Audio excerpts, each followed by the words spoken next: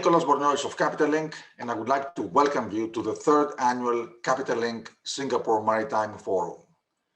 This year, we're hosting this forum as a digital event, and we're hosting it in the context of the Singapore Maritime Week.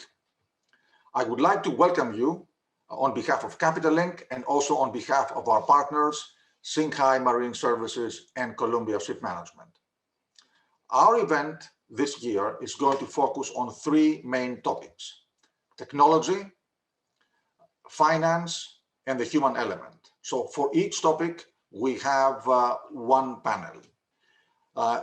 Before turning it over to Magnus, who is going to host the first panel, I would like to thank the sponsors for making this event possible. So our first panel will be on technology, and I would like to thank Magnus Lande of DNV for putting together and moderating this panel. And the topic of the panel is Maritime Digitalization Demystified. Magnus, please take over, and thank you to you and the panelists for joining us. Hello, good evening, good day, and good morning, everyone. Welcome to this panel on Maritime Digitalization Demystified. Practitioners share insights. So today our focus is on digitalization as a value creator, meaning what is it not, what works, what doesn't, how can you measure and monitor its success, why haven't we come further given all the buzz? All to be shed light on by esteemed industry colleagues that have hands-on experience in implementing and developing both new and legacy technologies to create value. These colleagues represent two ship owners and two technology providers. So welcome to Rens, Jon, Thilo, and Leslie. Glad to have you all. Before we get going, I would like to ask all of you to share 1 minute on who you are and what you bring to the table in terms of helping to demystify digitalization. So I'll start off by inviting you, Rens. Yeah, thank you, Magnus. Well, I represent Berge Bulk. It's one of the world's leading dry bulk operators, owners. We have a headquarters here in Singapore. And I think what makes us special is that we have an in-house team taking care of operations, ship management, chartering, and everything into one integrated shipping company. And today we have an own fleet of about above 60 ships. We manage and operate about a little bit more, about 78. And my role in Berge Bulk is the innovation and performance management. And then, of course, focusing on digitalization, then the performance management is, of course, focused a lot on the data and how the ship performs and how you can measure that with the data from the ships. So to your question, how do I demystify digitalization? It's by focusing on the functionality for the ship, for the crew, for the top management. And not forgetting that what we've seen in the past is not always as reliable. Often it's a gadget. But of course, we need to focus on it because it is the inevitable game changer, as we're all having this one live as well. So our industry will adopt digitalization. I'm just here to make sure for our company it's cost effective and mature before we do so.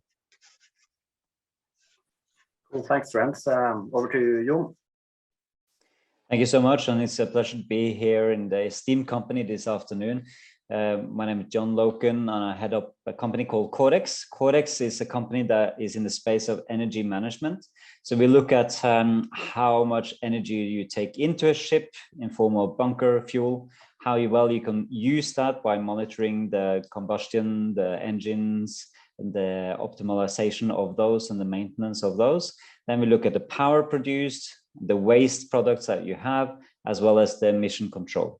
So that's in short what we do. And then, of course, here today is to discuss a little bit around how that can add value, how perhaps it's can be proven or it can be hard to prove our value as the use cases might be.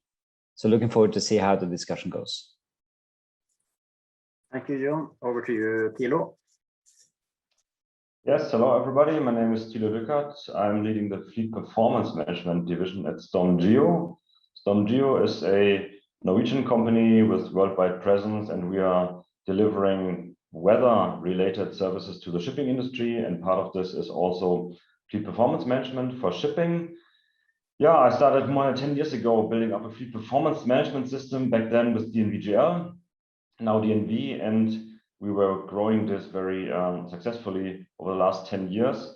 So I think I've seen quite a lot of the digitalization journey throughout the last 10 years, and I'm happy to discuss today, how this is in practice right now and how we see the value creation within this. Thanks. Cool, glad to have you. And last but not least, Leslie. Hi, Magnus. Thank you. Good afternoon, everyone. I'm Leslie. I'm a general manager for IT at the Pacific International Lines, and it's headquartered in Singapore. Right, PIL is the largest carrier in Southeast Asia, with a focus in China, Asia, Africa, South America, Middle East, and Oceania.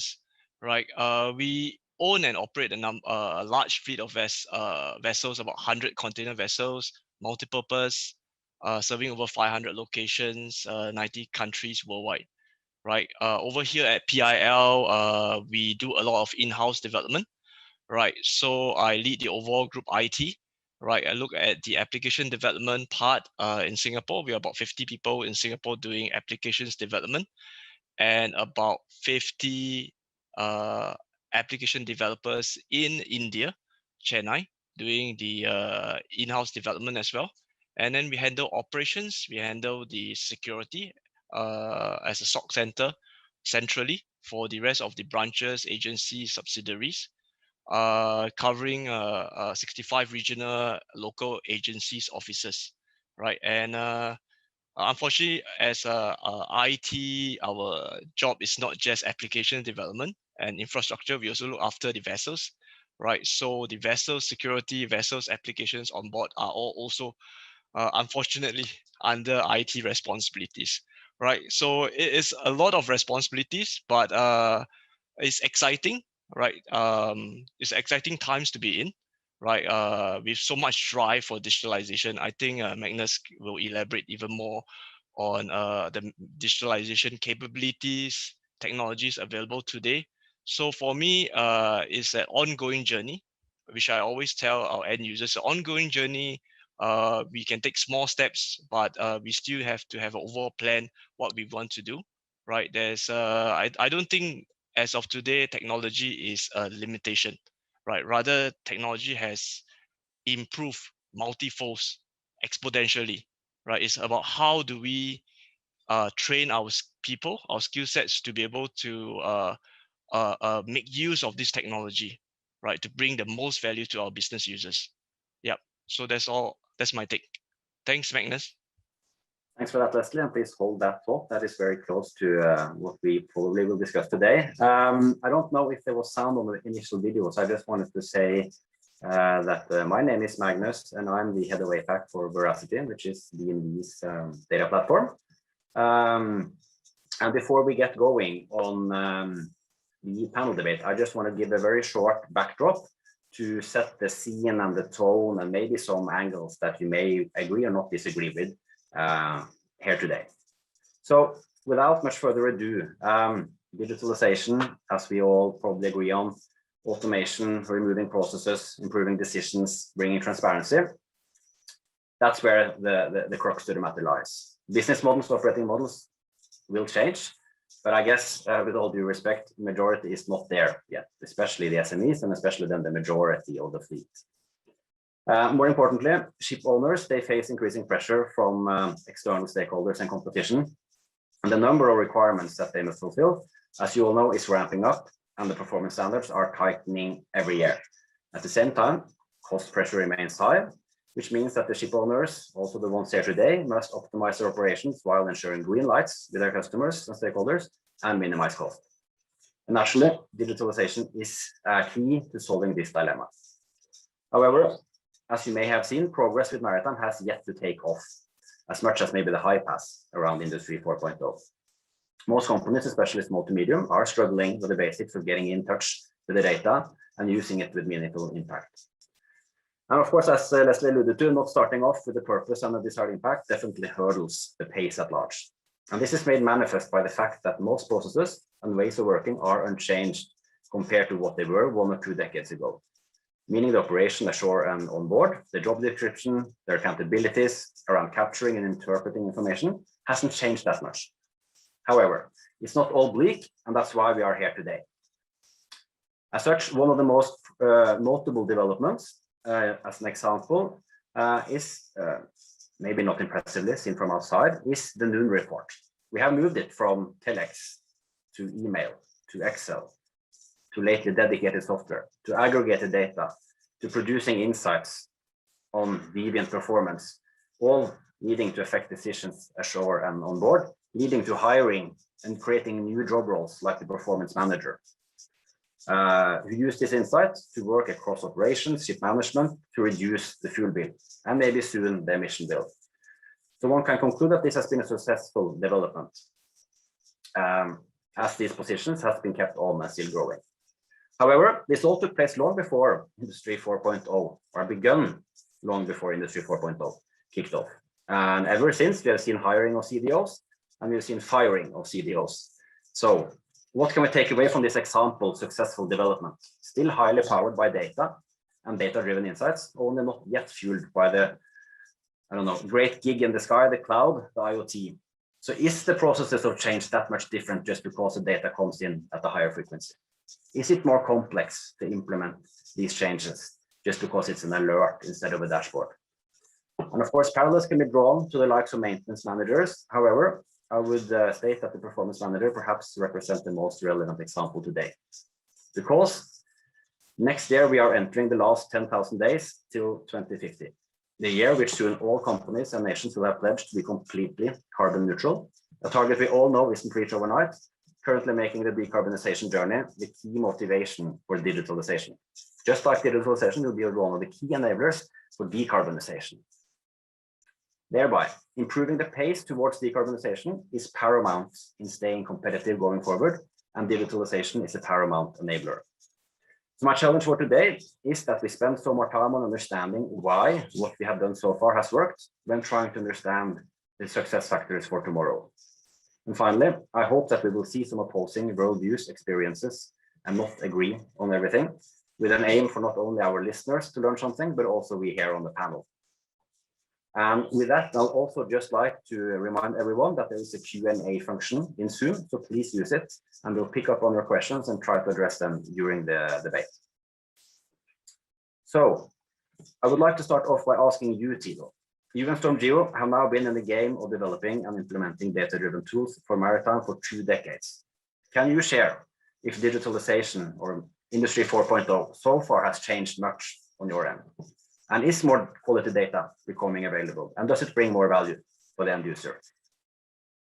Yeah, that's definitely an interesting question. Thanks.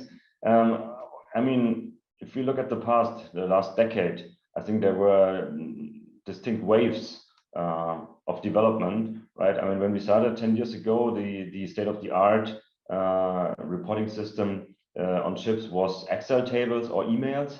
That was very widespread in the most shipping companies. And then roughly 10 years ago, the first wave started where more and more shipping companies were adopting real software products to do their ship-to-shore reporting, which brought a big increase in data quality already. And that was even more boosted, and that is the second wave about 5 years ago, when the environmental compliance rules for MRV and DCS came into place. That was a big push for the whole market, because then for the first time, nearly all shipping companies needed a real digital software system for ship-to-shore reporting, and that boosted the availability of data. And we are talking about manual data still quite a lot, right? And then in the last 5 years, 3 to 5 years, there we finally saw the boost of automated data acquisition. More and more ships which are equipped with sensors coming on the market, the retrofitting becoming more and more cost effective, so that more and more shipping companies were willing to invest into these technologies, right? 5 years ago, this was just a theoretical possibility. Nowadays, we see quite a lot of ships which are really in practice equipped with these measurement devices.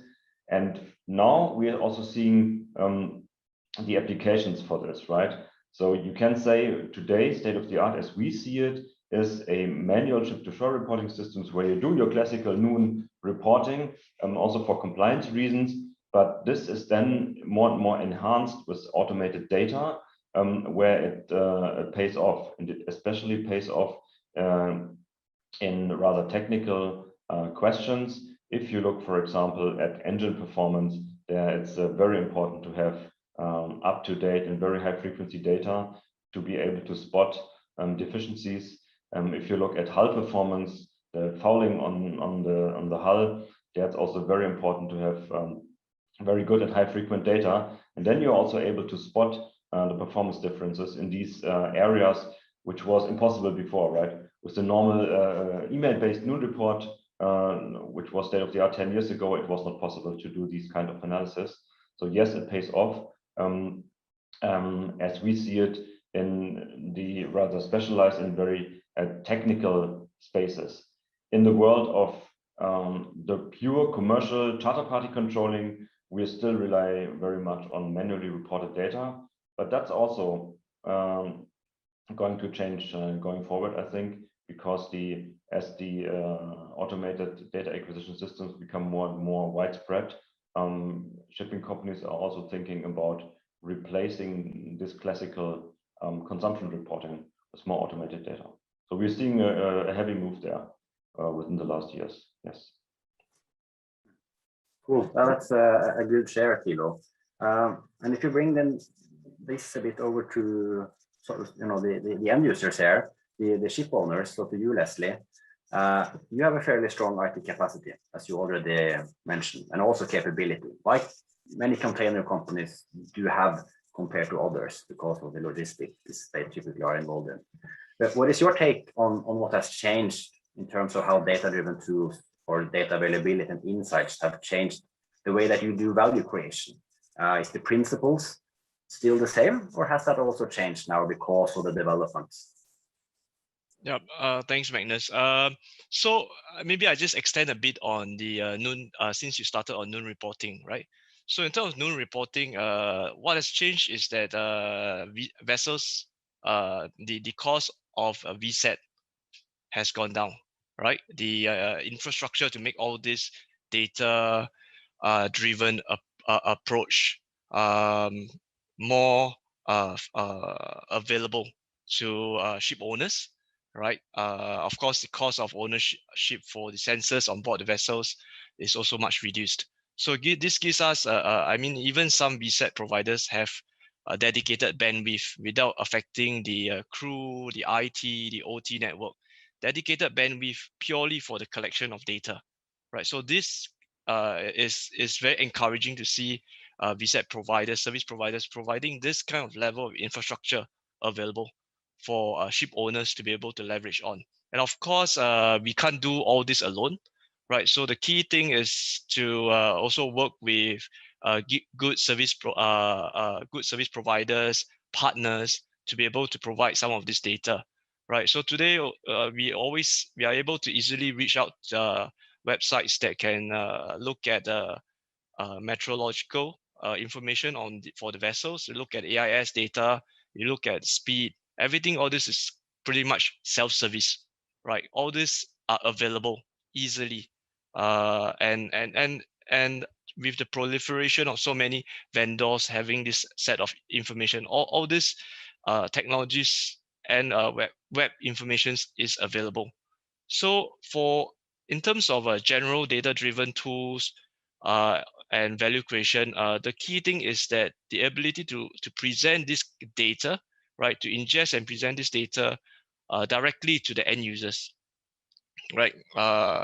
End users able to get the information as a self-service report easily, and also to have it real time.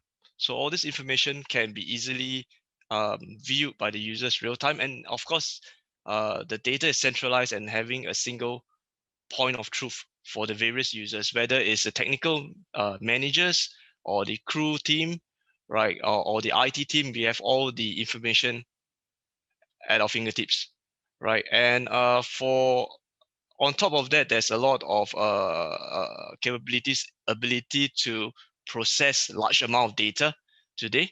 So that does not mean that we have to be limited to noon reports. We can get census data.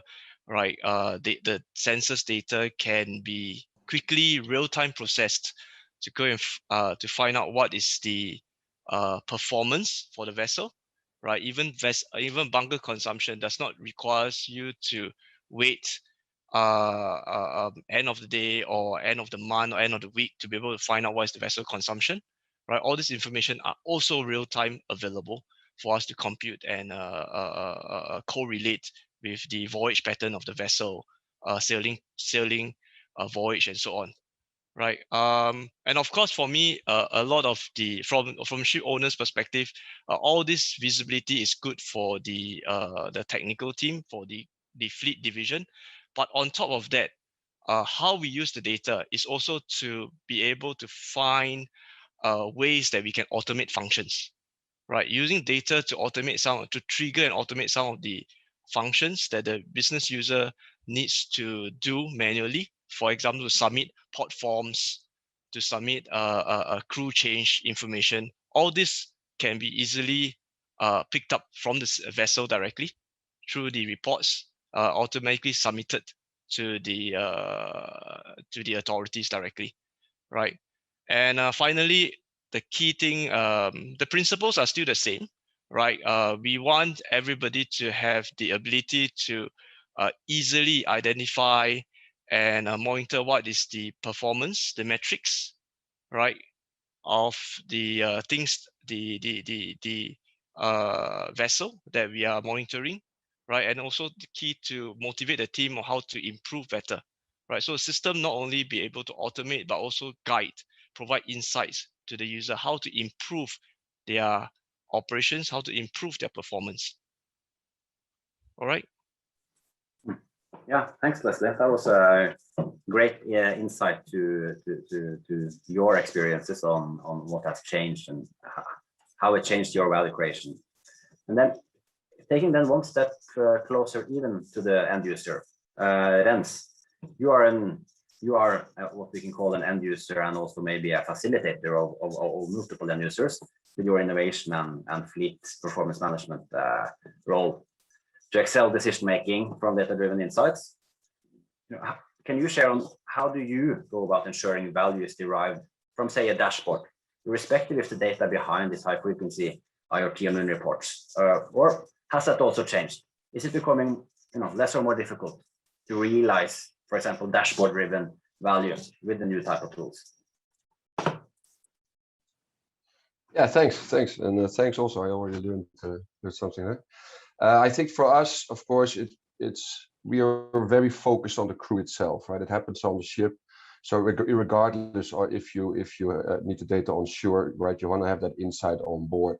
So our earliest project started very much like, okay, well, let's give the guys more insight on board. But as the time progressed, of course, also we needed to have some dashboards in the office. So we also started to say, hey, look at long-term trends, and that's something that it's already touched upon by Thilo. But long-term trends is something that makes a difference. And to go a little bit into a high frequency versus new reports, I think we could go a long way with the new reports still, because if you add all the points up in a trend line, you can, for instance, see the fouling very clearly. Maybe I disagree with you there a little bit, Thilo, but that high frequency also does that. But you know, in very basics, you can see it very clearly that, for instance, after a long anchorage stay, you see a jump in that, and that's purely by getting the right metrics, setting them on a timeline. And that is something that the crew necessarily doesn't act upon because it's so long term. This is not something happening overnight. All of a sudden, 3 months later, well, this time it's a bit difficult to say the crew has changed, but still, right, 3 months later, in theory, some of the guys have been off the ship. This is very long-term trends, and I do think, especially combining that with sister vessels, that dashboards based on noon reports still go a long way. What is the useful one and what's then the useful for the dashboards? That's very simple, right? That's just the KPIs that the vessel managers or superintendents see now, that the crew see now. You want to make sure that the dashboards represent that KPI so that we're basically talking about the same system. And that's why, I already mentioned we are an integrated shipping company, means operations and ship management is sitting next to each other. But even there, we chose StormGeo basically, because it facilitated the same communication. So you get everybody talking about the same data, looking at the same KPIs.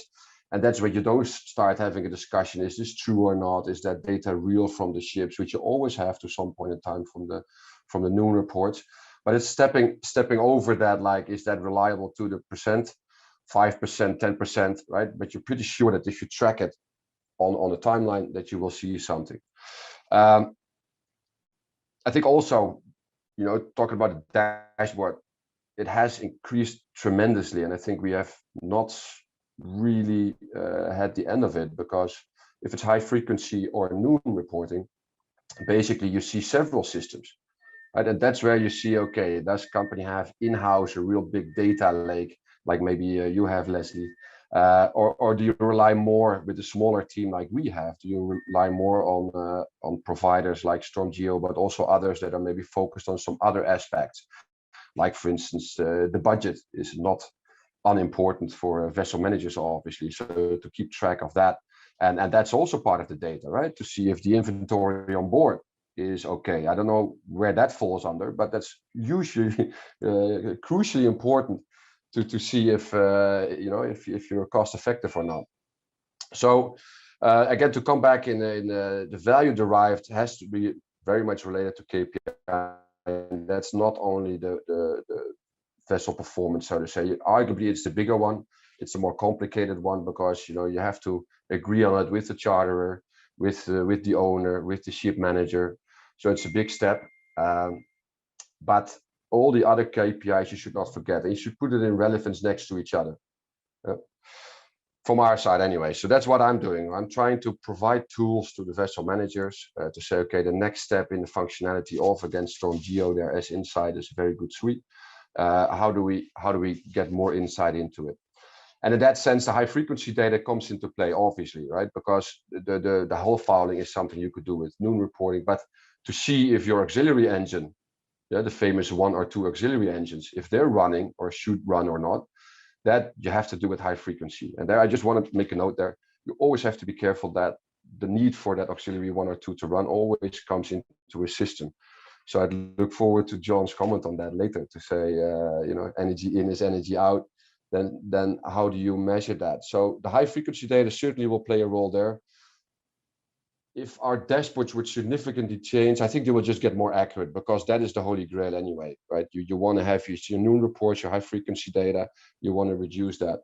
But I have to say also on high frequency, you already see some things that are very surprising to see with high frequency data. We thought we were eliminating something. Turns out that you're not making it always much easier. And then the third one I want to say in this forum is and it's already mentioned by Leslie. You want to empower the suppliers, the OEMs, the makers of the equipment as well. That's the thing forgotten, right? Because the guys on board, I know it's a little bit of my statement always, but they don't always have the deep insight, because they cannot get into the electronics of the equipment, the electronic engine, for instance. And I'm sad to say that often you see that reliability of the equipment is also caused by electronics, like you would expect, right? Like, please restart your boiler. Maybe the fault will go away, right? Because the data has been built up, or some crazy thing like that. So if we would link that in some way, the high frequency data that is then, because other things they can't really use, if you would couple that to the OEMs on board, you could also get help from them, from the designers, the builders of it. And I think before we are there, that's a very long way out. And therefore, I think your veracity system, Magnus, is very, very useful. It's an independent platform of data sharing that you need, because otherwise, you will end up talking a lot about the who owns the data, who can share it. And of course, OEMs, they're very good at receiving data, but they're not very good at turning that around into some functionality that we can use. So we're just starting. So also less, it's an ongoing thing. Noon reporting still comes a long way with us, but we're now at this sharpening the KPIs and making sure that the whole thing for the vessel manager is very clear, and not only the vessel performance on the fuel part. Interesting. That's lots of good reflections and hooks there, Rens, which I'm sure we'll work back to. Now taking a different angle and handing the word over to Jon, representing the startup here today. not necessarily boggled down with legacy processes or technical debts, etc., like maybe most of your clients. Keen to hear a bit from you, Jon, on how do you work with your clients in securing the real return on investment, and whether how much your approach is affected or not by the technology. You maybe coming to the table with more newer processes, agile, scrum, all these ways of distilling, testing value faster. It's cool to hear from you on your experience in that and how you work with your clients.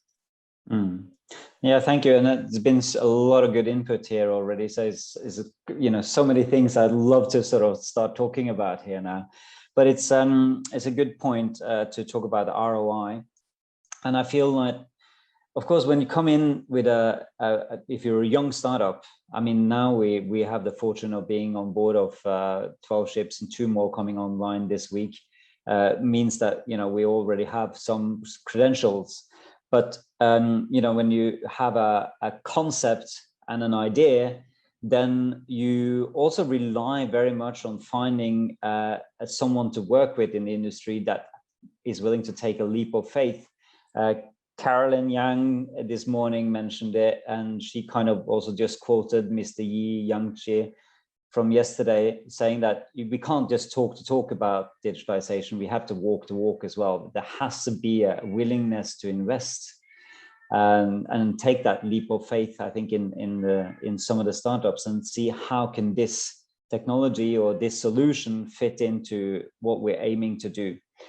And digitalization, of course, we've got to just take a moment perhaps to look at what it means really, because it's not just about adding another software or another solution on top of everything you have.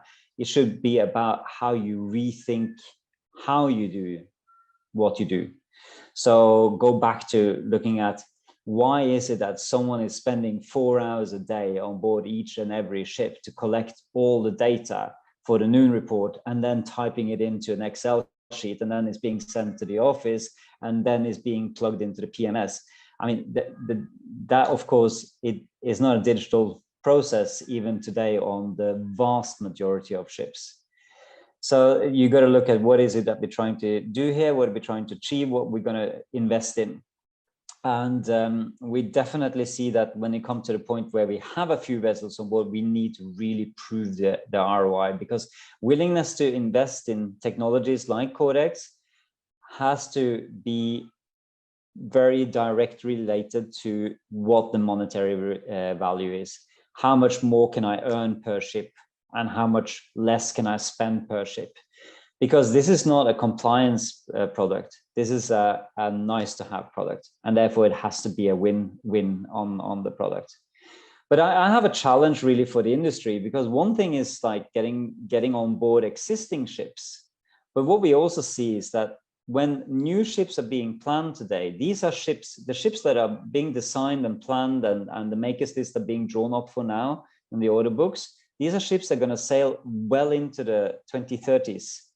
So meaning what you should think about, what technology, what kind of tech providers do you want to have on board among the startups in the maritime world today, and bring them us into the makers list, because that's where we see perhaps we are seen as something to be retrofitted rather than something to be part of the ship as she rolls out of the yard and start to see what the first maiden voyage. And that is something I'd like to challenge the industry a bit with as well. And yeah, I think that's kind of some of the main points here. And I loved Leslie's point on seeing on his comment on how the technology solutions are improving so vastly and so quickly now. And that is definitely the case. And of course, it's then up to us to really then keep adding value and finding new ways of collaborating among us, other tech providers, in order to add more value to the users as well. Yeah, thanks, Jon. Very cool to also hear your angle and how you experience the pressure to prove an ROI with your customers. And it's a great point. I'm distilling out, or also trying to get at here that we come from an era of having had KPIs and dashboard for quite some time, as we started out with Tilo, and Rens has alluded to that they use them and maybe they haven't changed. And Leslie has talked about how his capability on facilitating this for his end users in PIL can get more value, higher frequency, affect decisions more.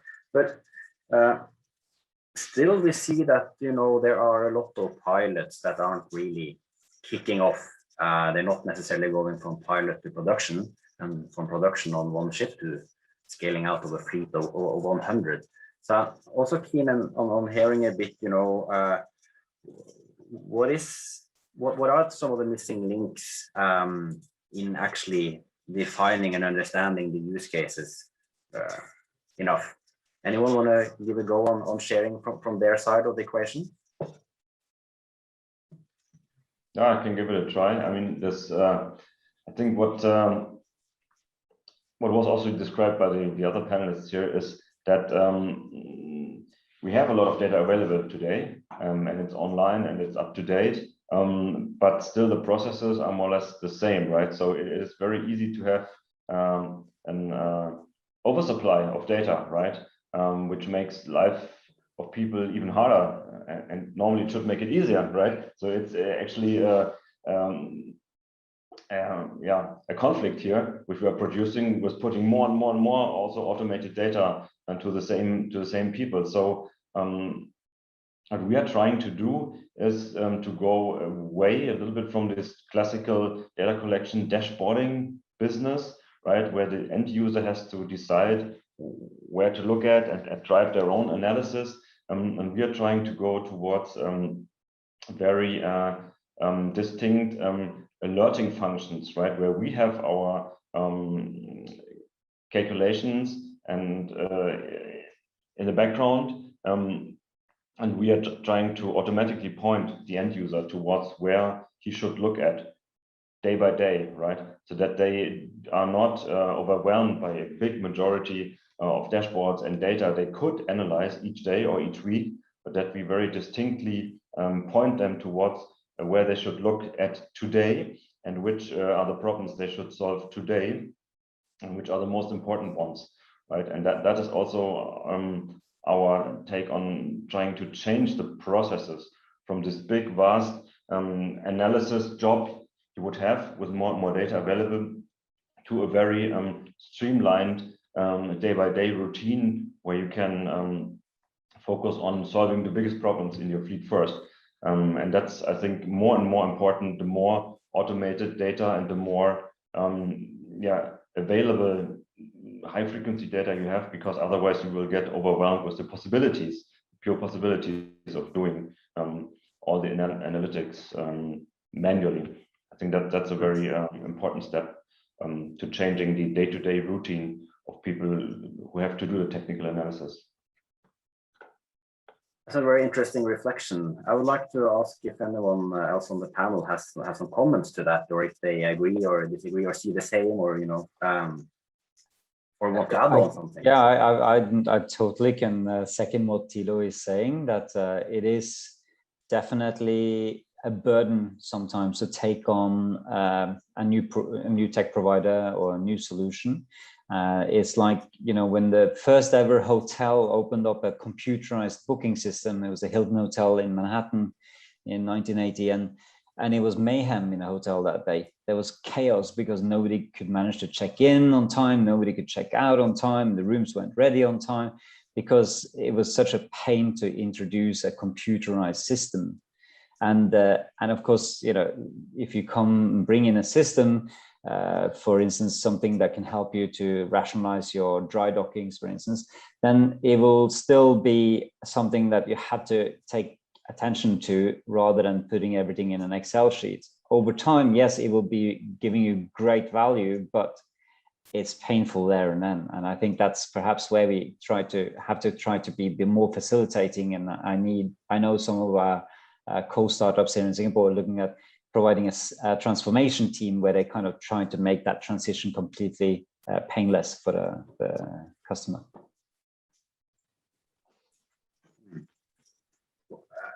Building on that then, Rens, in your Sorry. gig. If you are facilitating, to influence how your ship managers make their decisions or allocate their time, is this part of the future to narrow down their focus area and ping them when they Oh, absolutely, absolutely. You don't want to overwhelm them. They're very busy, and on board, obviously, they're also very busy. You don't want to do that. I think John has got a very good point that has something to do with the maturity as well of all these systems, right? And again, in shipping, you really don't want to be the first, and there's very good reasons for that. It's not because we're lazy, because we're old-fashioned or something like that. It's because the first one will have so much problems, and you're like, well, why should we have that? You have to be cost effective. So there's certainly a barrier there. And again, I think a lot of the technology isn't mature, and mature in a way that you also have to you quickly come back to a strategy of a company, right? Do you want to outsource this? Do you want to say, you know what? And we had pilot projects as well. It's like we outsource it to a certain company, they do the performance management and they do that. But obviously, right, you're missing out on some of the data yourself, right? Is then data has that be a focus? How much of it? How do you organize that whole ecosystem? Because the ship and the crew is just a part of it, right? It's everybody around it as well, facilitating them. And to get that into a system that everybody gets their share of ownership and sharing, and also cybersecurity, because let's not forget, a lot of these things, they counter cybersecurity. I mean, even 10 years ago, I was with a supplier in Korea. And at that time, that guy was just logging in live into the ship. I said, are you really live here? I said, yeah, I can control, I can shut down generators. I was like, you got to be kidding me. I was like, no, that's remote online control. A 25-year-old that had control over a large ship series. Obviously, we changed it, but I mean, yeah, it's very tricky before you want to go to that level, right? You want to do it a bit controlled. Okay, yeah, no, that's great insight, Rens. I'm also seeing that we are nearing the end here. Unfortunately, there's so many more questions that I would like to address, and it's a great panel I have. But I would like to, if we could slowly begin a bit of the wrap up, of some key takeaways from today, maybe a key suggestion for how your industry pairs should succeed. And maybe we begin with you, Leslie. Yep. All right. So it's a bit scary when Rens mentioned that some 25 years old can remotely access the vessel. All right. So yes, security, cybersecurity, as well as the ability to provide data and the security controls on board the vessels to be able to ensure that data goes to the right party is so important. So today not only goes to the ship owners, but also goes to cloud providers as well. So this is very important, right? I echo a lot of the sharing by Tilio and John, right? On the data that our users overwhelmed with the amount of data. So some key takeaways that I will highlight is that sometimes when I check with my business user, do you need this set of data? Do you need that set of data? They say, oh, everything is good to have. I can survive. I can guess, right? I can pretty much guess what I need to do, right? My guys on board the vessel are not meant to look at this data every minute. They are supposed to look out the window, right? So these are some of the comments that they provide. So what they actually meant is that they need us as the maritime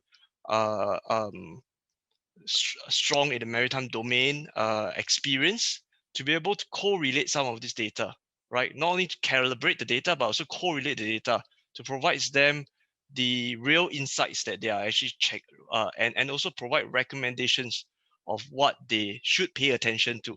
Those are the things that they want to be shared with them, right? So allow the users to calibrate what are the ranges that should inform me, right? And also to be able to connect that dots with the data that they are receiving in-house from various providers, right? Like if instead of looking at, imagine looking at one screen has 5 different dashboards trying to tell one story, right? Why can't we correlate it together, right? And tell that single information that the fleet requires. Those are the maritime experienced staff is able to provide to the end users directly, right? So it goes beyond data, right? It goes beyond data collection. Yep, that's all I have. Yeah, interesting. Thanks. Could we also get, just looking at time here, could we also get like a 30-second summary from or key takeaway suggestion from you, Thilo? Yes, I think one of the takeaways here is what Renz and also others said here, that let's not look very narrowly at just technical performance. I think the key is to also show the whole bandwidth of data, make it accessible for people on shore. And I think that's a big topic we're also working with, that you have all the required data from one source, basically. And also another key takeaway I had was what Jon mentioned, that we have to work much more towards getting ships equipped in the right way from the yard on, not concentrate so much on retrofitting, and then we'll see even a much bigger uptake in this whole industry 4.0, as you called it, Marcus, in the beginning. That's a very, very interesting aspect, I think. Thank you. And then some final words from you, Jon. I think we certainly, like what we have heard from everyone today is points around data and how much data we have available and how that becomes a challenge in itself, and how we try to sort of consolidate things and be able to make it in an intuitive way and use the data rather than just collect it, and or collect it rather.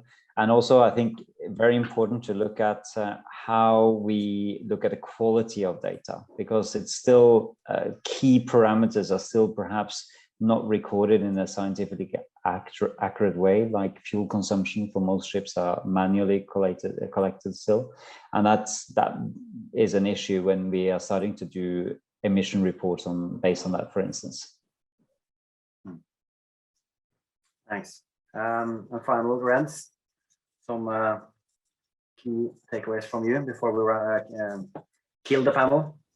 Yeah, I think you should, because I think Annie is freaking out already. I don't know if she'll pull the plug very soon, but no, thanks guys. That was great talking to you about this. The key insight is it's going to happen.